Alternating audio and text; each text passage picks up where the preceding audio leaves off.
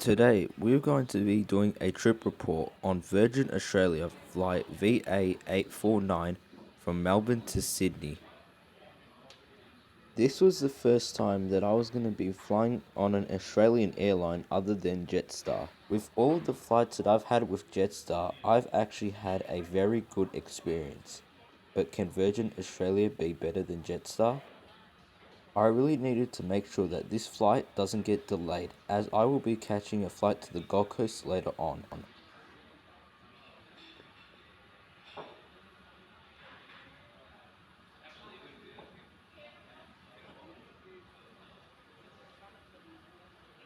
The time of all the recordings that you're going to be seeing on the screen today occurred in September 2025, but this video has been uploaded in early 2026 due to delays with my uploading schedule.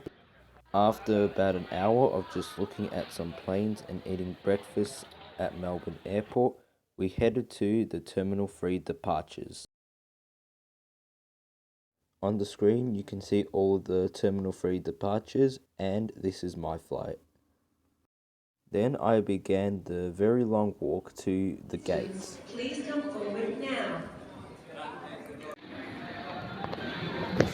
After a long walk, we finally made it to the gate.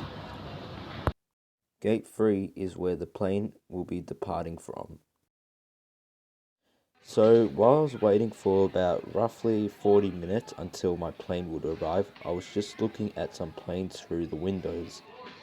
That one is an Airbus A350. And after all that time looking at planes, I finally saw my plane. The plane that we're going to be flying on today is a Boeing 737-800.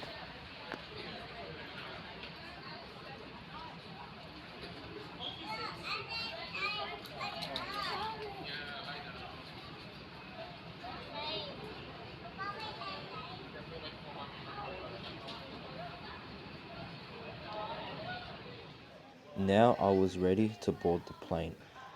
Due to where my seats were today, I was boarding via the stairs instead of using the jet bridge. Since I was walking on the ground, I was able to see the plane up close.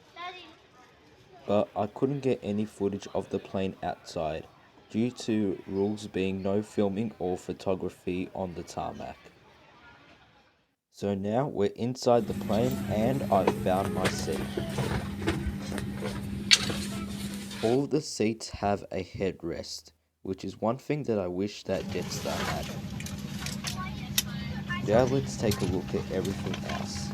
This seat has charging ports, a place to put your device so you can watch something while you're flying, and a tray table, which is movable and is actually a decent size. In here we've got the menu, which we'll look at later, and the safety card that we may be needing because we're flying on a Boeing. And at first I thought I was only joking, but I might be needing it later on in the video, so make sure you keep watching to see what happens. After a delay of 7 minutes, we finally pushed back from the gates.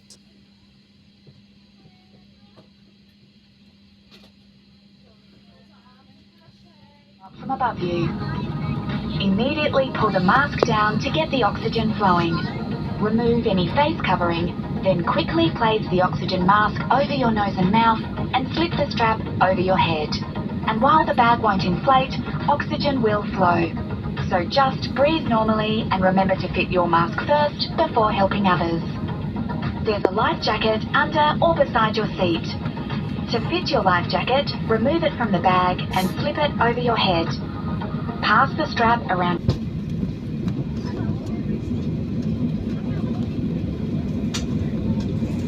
The expected flight time was just roughly over an hour, maybe an hour and 20 minutes. And now we are ready to take off. It actually didn't take too long to get to the runway, probably because we're already late.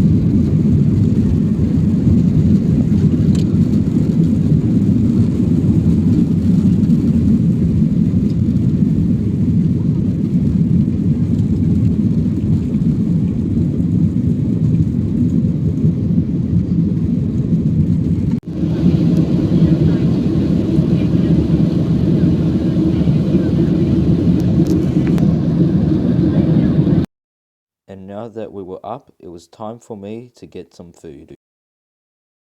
And this is the food menu, but there weren't really a lot of choices on what you could get due to some foods being available on certain flights. But I got the instant tomato and basil pasta, which actually tasted pretty good. And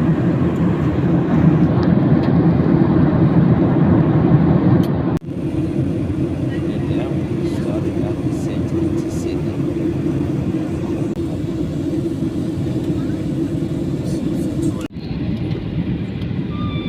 I was actually pretty lucky to be sitting on the left side of the plane as I got pretty amazing views of the Sydney skyline.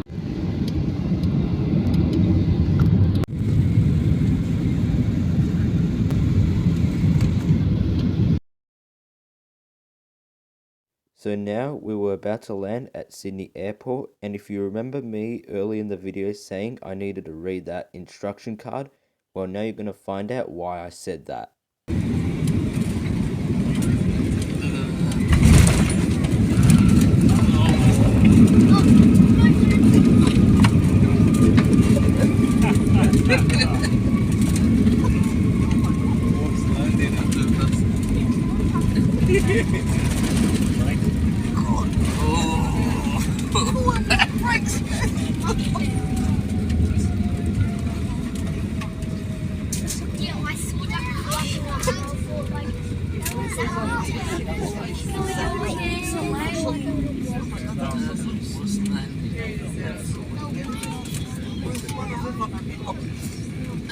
Good afternoon, everyone. Welcome to Sydney. The local time is 3:40 outside.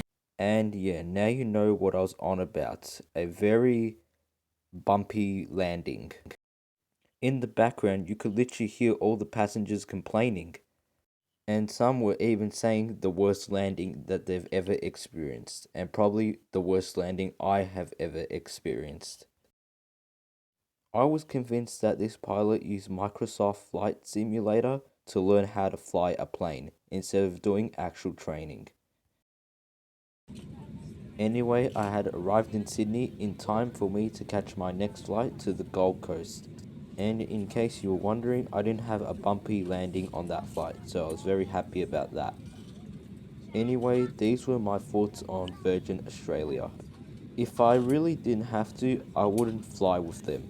Not just because of the landing, I mean, you could get a very bumpy landing on any flights. The options of the foods that you could have on the menu were very limited, and I think that wasn't a good thing. And even though it wasn't shown in the video, I found that the customer service wasn't really the best. This flight wasn't the only flight that happened. I found that on my flight to the Gold Coast, and even when I came back from the Gold Coast to Melbourne later on in the week, that the customer service just wasn't good the whole time. The only thing I could say I was impressed with was the seats. The seat was very comfy, the headrest was pretty good, and there was a lot of legroom. Anyway, I'm about to disembark the plane. So yeah, that was my trip report of Virgin Australia Flight 849 from Melbourne to Sydney. Thank you for watching this video, and please press that subscribe button.